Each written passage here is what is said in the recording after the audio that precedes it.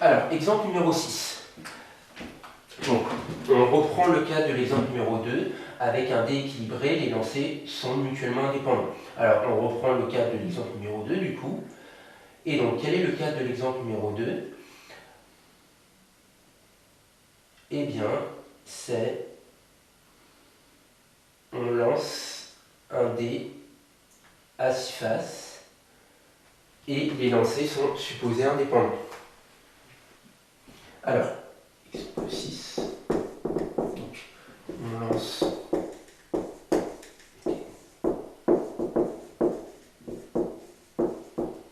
équilibré à 6 faces.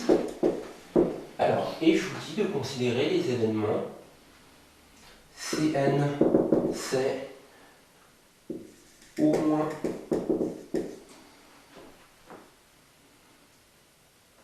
un des résultats est un 6 au cours des n premiers lancés. Et les événements AI sont définis ci-dessus à l'exemple 2. Donc on les reprend. Les événements AI, c'est le résultat du lancer numéro I est 1.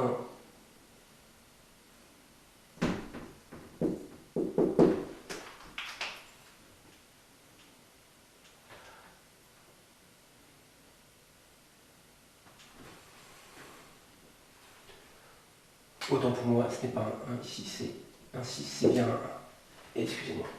Alors, question 1A. Alors, exprimer Cn à l'aide des AI. Donc, quand on a ce genre de question en probabilité, exprimer, ça veut dire utiliser les opérations tolérées admises sur les événements. On en recense 3, l'union, l'intersection, le passage au complémentaire.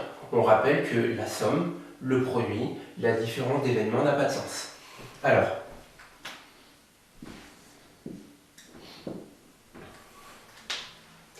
au moins un des résultats est un 1 au cours des n premiers lancés. Ça veut donc dire que cet événement est satisfait. Ça veut donc dire que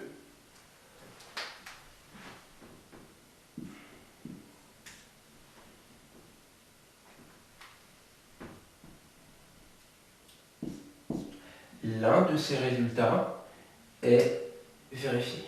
Donc on va passer au complémentaire qui est peut-être plus simple à comprendre. Cn bar, c'est aucun des résultats n'est un 1. Donc si aucun des résultats n'est un 1, c'est A1 bar, inter A2 bar, inter, etc. AN bar. L'événement Cn bar, c'est vous n'avez pas de 1 au cours des n lancés. Si vous n'avez pas de 1 au cours des n premiers lancés, ça veut dire que au premier lancé, vous n'avez pas eu de 1, et au deuxième lancé, vous n'avez pas eu de 1, etc., etc., jusqu'au lancer numéro n. Ainsi,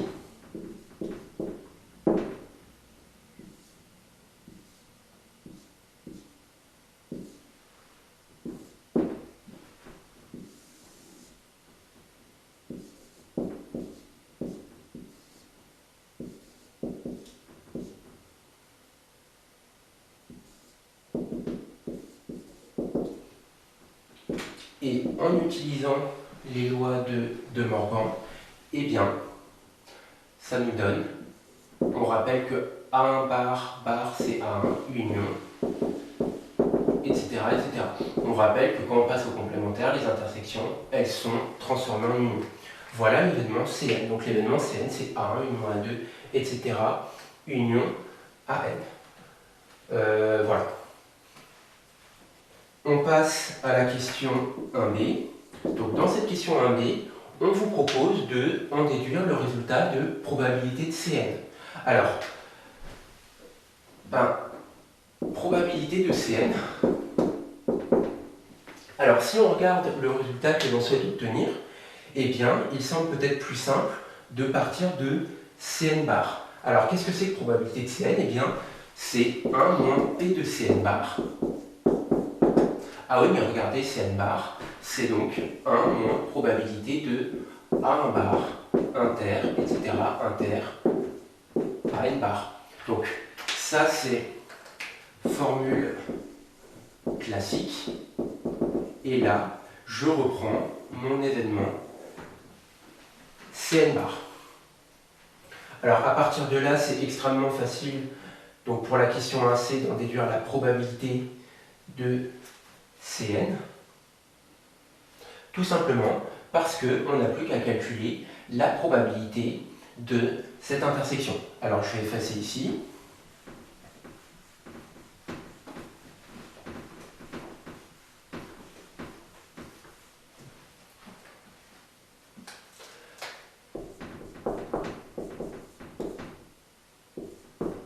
Alors, 1 moins P2, A1 bar, inter, etc., inter. Regardez, les lancers sont supposés mutuellement indépendants. Ça veut donc dire que ici, la probabilité de l'intersection, c'est donc le produit des probabilités. On n'a plus qu'à calculer la probabilité de chacun de ces événements. Alors, quelle est la probabilité de A1 bar? Bien, qu'est-ce que c'est que l'événement A1? L'événement A1, si on reprend ce qui était noté juste avant, l'événement A1, c'est le résultat du premier lancé est un 1. Quelle est la probabilité de l'événement A1 bar? Eh bien, c'est la probabilité que le résultat du premier lancé ne soit pas 1. Autrement dit, soit 2, 3, 4, 5, 6. Donc, comme le dé est supposé équilibré, ça fait 5 chances sur 6, etc., etc. Le raisonnement est analogue. Et là, on reconnaît 1 moins 5 sixième puissance n. Voilà. On continue. Question 1D, qui est peut-être une question assez abstraite. Justifier que la suite Cn est une suite croissante d'événements. Alors, on va faire la même chose.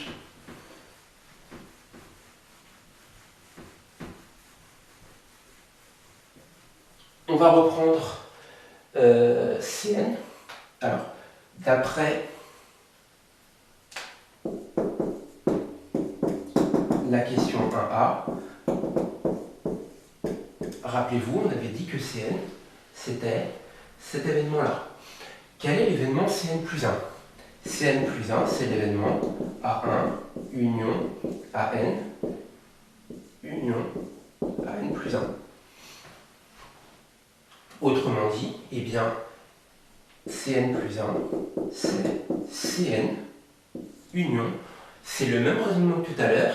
Qu'est-ce qui manque à cette union, plutôt à cette union-là, pour passer à cette union-là? Qu'est-ce que vous avez ajouté? Eh bien, vous avez ajouté ici AN plus 1. Évidemment, quand je dis ajouter, c'est au sens de l'union, donc c'est union AN plus 1. Et donc, vous voyez que Cn plus 1 est plus grand que Cn. Et donc, vous pouvez mettre que cette union, elle contient Cn. Cn est croissante. Ça, c'est la première méthode. Bon, c'est la méthode, on va dire, la plus rigoureuse. Si vous voulez baratiner comme en économie, eh bien, vous pouvez faire une autre méthode. Qu'est-ce que c'est que l'événement Cn? L'événement Cn, c'est au cours des n premiers lancés, on a au moins un 1. Eh bien, si au cours des n premiers lancés, vous avez au moins 1, a fortiori, au cours des n plus 1 premiers lancés, vous avez au moins un 1 aussi. Donc, version, etc. Vous complétez les blancs. Au cours des n premiers lancés, alors plutôt si au cours des n premiers lancés, on obtient au moins une fois 1, au cours des n plus 1 premiers lancés, on obtient contient aussi au moins une fois 1. Voilà. Et enfin, on passe à la dernière question, la question 1e.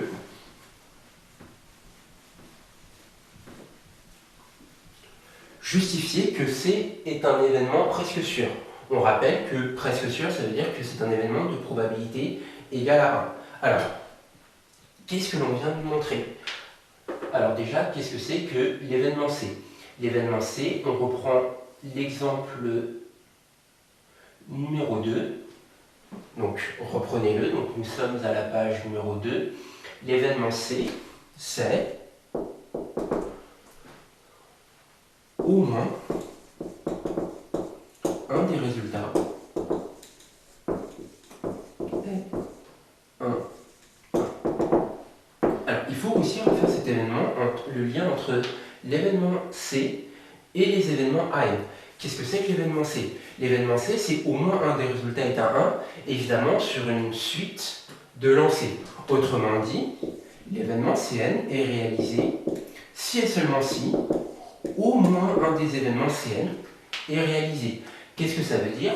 Au moins un des résultats est un 1, et bien à un moment vous avez obtenu un certain 1, par exemple, j'en sais rien, en position 2020. Donc, si en position 2020 vous avez obtenu ce 1, et bien vous avez réalisé l'événement C 2020. Et réciproquement, si un des événements Cn est réalisé, par exemple C 1789, et bien ça veut dire que au cours des 1789 premiers lancers, vous avez obtenu au moins 1. Donc, a fortiori, si vous avez fait une suite d'événements, vous avez obtenu au moins une fois 1. Alors maintenant, on va pouvoir appliquer le théorème de la limite monotone. Vous avez affaire à une suite qui est croissante d'événements. On vient de le montrer à une question précédente, à la question 1D. Du coup, d'après le théorème de la limite monotone, la probabilité de l'événement C,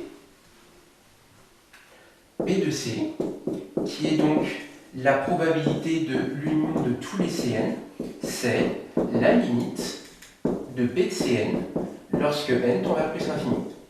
Ah oui, mais là, c'est très facile de conclure parce que la probabilité de Cn, on l'a. Or, P de Cn, rappelez-vous, c'est 1 moins 5/6 puissance n. Or, on garde les bons réflexes au niveau de la rédaction. 5/6 est un nombre qui est compris entre moins 1 et 1 strictement. Donc, limite de P de Cn, lorsque n tend vers plus l'infini, c'est 1. Tout simplement parce que cette partie-là tend, le 5/6 puissance n, tend vers 0. D'où P de C égale à 1. Voilà, on a eu notre événement qui est, on a bien montré que C était un événement presque sûr. Je vous remercie pour la vidéo, on se retrouve dans une prochaine vidéo.